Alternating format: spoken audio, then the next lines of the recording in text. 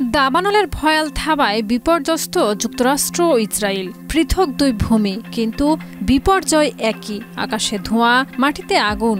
দাবানলের জর্জরিত দুই শক্তিধর দেশ। দাবানলের ভয়াবহতা কতটা ছড়িয়ে পড়েছে এবং কিভাবে লড়ছে দুই দেশ আগুনের বিপরীতে?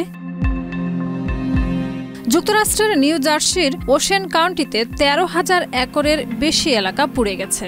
যদিও 23 এপ্রিল কিছুটা নিয়ন্ত্রণ আনা সম্ভব হলেও আগুন পুরোপুরি নেভানো যায়নি। দাবানলের কারণে বেশ কিছু মহাসড়ক বন্ধ হয়ে গেছে এবং হাজারো মানুষ বিদ্যুৎহীন অবস্থায় রয়েছে। তবে এখন পর্যন্ত কোনো প্রাণহানির খবর পাওয়া যায়নি।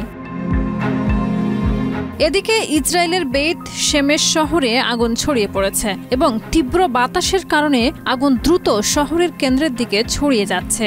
শহরের বাসিন্দাদের নিরাপদ জায়গায় সরিয়ে নেওয়া হয়েছে এবং সড়ক ও রেলপথ বন্ধ রয়েছে। দাবানলে 9 জন আহত হয়েছেন, যার মধ্যে 7 জন দমকলকর্মী এবং 2 জন সাধারণ নাগরিক। আগুন নেভানোর জন্য 110টি দল, 8টি অগ্নি নির্বাপক বিমান ও একটি হেলিকপ্টার কাজ করছে।